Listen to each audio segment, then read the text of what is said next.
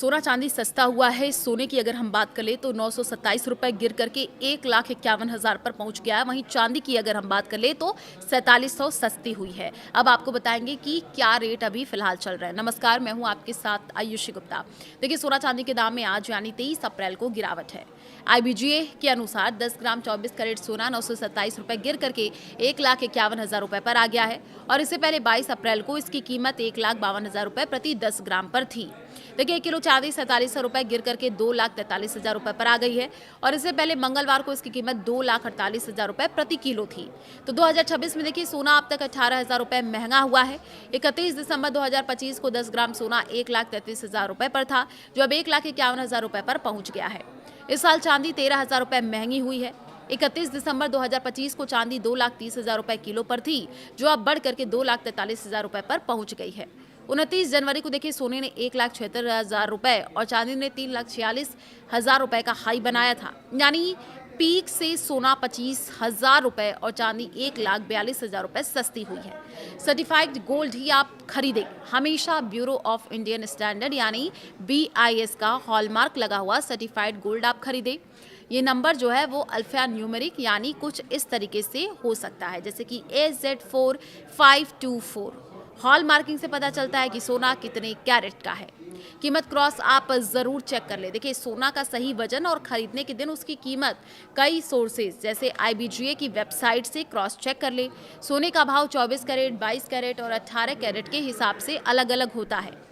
सोना चांदी की गिरावट के 5 कारण बताए जा रहे हैं। देखिए, डॉलर की मजबूती से ये पूरा जो खेल है वो बिगड़ा है। सोने की कीमतों पर सबसे बड़ा दबाव अमेरिकी डॉलर की मजबूती से आया है।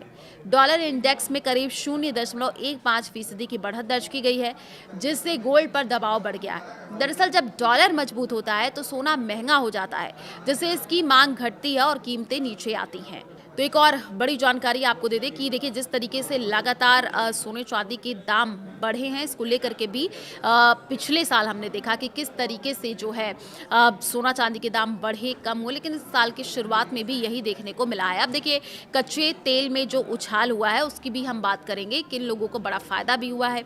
तो एक कच्चे तेल में उछाल देखिए, ब्रेंट क्रूड की कीमतों में 2% की तेजी के साथ $103 प्रति बैरल के ऊपर पहुंच गया। तेल की कीमत बढ़ने से डॉलर की मांग बढ़ती है, क्योंकि ग्लोबल ट्रेड ज्यादातर जो है डॉलर में होता है और इसका जो सीधा असर है वो सोने पर पड़ा। कीमतों में गिरावट आ गई। अमेरिका ईरान तनाव फिर से बढ़ा। सोने चांदी की कीमतों पर असर के पीछे अमेरिका और ईरान के बीच तनाव भी है, जो अभी खत्म नहीं हुआ है। जहां एक तरफ सीज फायर बढ़ाया गया, वहीं दूसरी ओर हॉर्मुज स्ट्रेट में जहाजों को लेकर के टकराव की खबरें सामने आई हैं।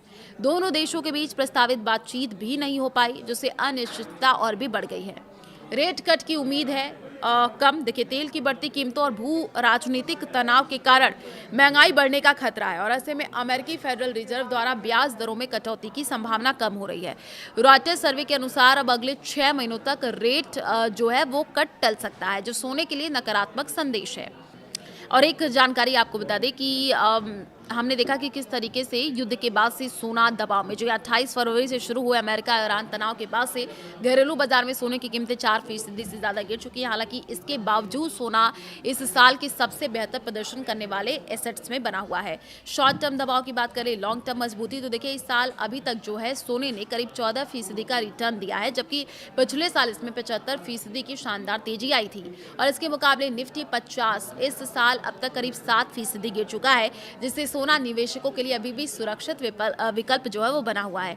कुल मिलाकर के फिलहाल सोने पर डॉलर और तेल की वजह से दबाव है, लेकिन अनिश्चित वैश्विक माहौल इसे लंबी अवधि में सहारा देता रहा।